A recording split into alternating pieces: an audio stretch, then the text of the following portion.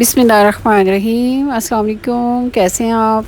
आज मैंने बनाया है कद्दू चिकन के साथ ग्रेवी वाला, बहुत ही मज़े का, बिल्कुल अपने पंजाबी टिपिकल स्टाइल में बहुत ही मज़े का और ज़बरदस्त किस्म का सालन तैयार हो जाएगा।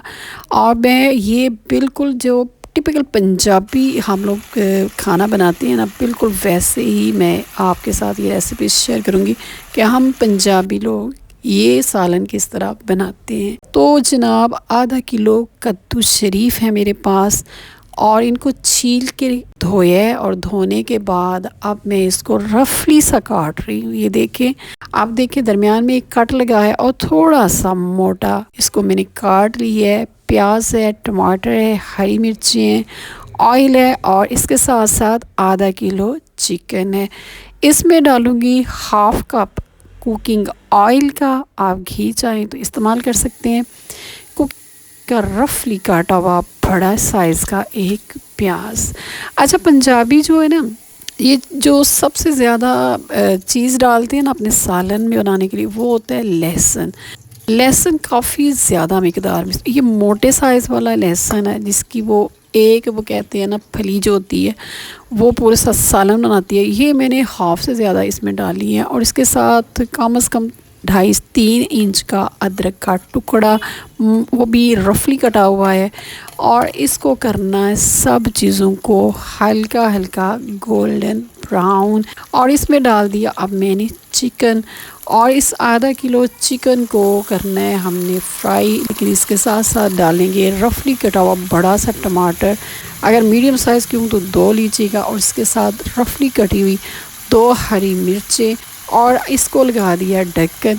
ये हमारी जो अम्मियाँ बनाती हैं ना, टिपिकल अम्मियाँ, ये वो वाला रेसिपी मैं आपके साथ शेयर कर रही हूँ। टिपिकल जो देसी पंजाबी स्टाइल है ना, ये सालन वैसे ही बनेगा। आमतौर पर घरों में जो मिर्चें इस्तेमाल की जाती हैं, वो सुर्ख मिर्च का जो पाउडर होता है वो मसाले वाला होता है। तो इसमें सिर्फ ज़्यादातर ख़वातीन या सिर्फ हल्दी, नमक और मिर्च का इस्तेमाल किया जाता है। 1 चम्मच हल्दी, 1 चम्मच नमक, और 1 चम्मच जो है वो सुर्ख मिर्च मैंने इसमें डाली है। फिर इसमें पानी डाला है और इसकी भुनाई की जाएगी। आप अपने हिसाब से कमी बेशी से कर सकते हैं, और इसको आपने पकने देना है। इसकी इतनी अच्छी बुनाई करनी है कि आपके प्याज, आपके टमाटर, आपके जो लहसुन आपने डालना है, ये सारी चीज़ें यकजान हो जाएंगी। जहाँ ज़रूरत पड़ेगी, पंजाबी हमारी अम्मियाँ जो होती हैं ना, वो पानी का जग भर के पास रख लेती हैं, और उसमें वक्फे वक्फे से पानी डाल के, यानी छिंटा लगा लगा के उसको भूनती रहती हैं, और अच्छी तरह उसकी भुनाई करती है। पूरे घर में इसकी खुशबू फैलती है, और पता चल जाता है कि आज कद्दू गोश्त बन रहा है। बहुत सी ख़वातीन जो होती हैं, उनके साथ मसला ये होता है कि वो शोरबे वाला जब सालन बनाती हैं या वैसे सालन बनाती हैं, तो क्या करती हैं, उनके प्याज और लहसुन नज़र आ रहे हैं, लेकिन जनाब कोई प्याज लहसुन नज़र नहीं आएगा।